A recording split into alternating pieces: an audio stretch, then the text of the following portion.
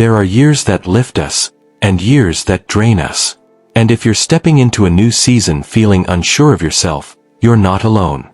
Today, let's rebuild your confidence piece by piece, slowly, gently, and powerfully. Because even if last year took a lot from you, you still have everything you need to rise again. Confidence doesn't disappear overnight. It fades through disappointments, emotional exhaustion, repeated setbacks, or feeling like nothing you did worked out. It's not that you're weak, it's that you've been strong for too long without enough support. So the first step in rebuilding confidence is understanding this simple truth. You are not broken. You're just tired, and tired people heal too. When a year drains you, it makes you forget your strengths. So ask yourself, what have you survived? What challenges did you navigate even when you had no clarity? Confidence begins with acknowledging the battles you didn't even give yourself credit for. Step 2. Break the habit of negative self-talk. After a draining year, your mind gets used to expecting the worst. You start doubting your decisions, hesitating, or assuming you're not good enough.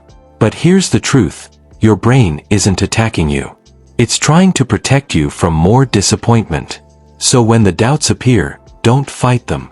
Notice them, breathe, and choose kinder words. Confidence grows when your inner voice becomes less of an enemy and more of a guide. Step 3. Take small wins seriously. Many people wait for big achievements to feel confident again. But confidence is rebuilt through tiny, consistent victories. Sending an email you've been avoiding, cleaning your space, taking a walk, or showing up even when you don't feel ready. Each small win tells your brain, I can do this again. And with repetition, your belief in yourself becomes real. Step 4. Surround yourself with energy that lifts you. Draining years often come from draining environments. People who take, situations that exhaust you, and commitments that aren't aligned with your growth. Your confidence cannot grow in the same place that broke it. So this year, give yourself permission to choose peace over pressure. Create boundaries not out of fear, but out of self-respect. Step 5. Rebuild your identity through action, not waiting.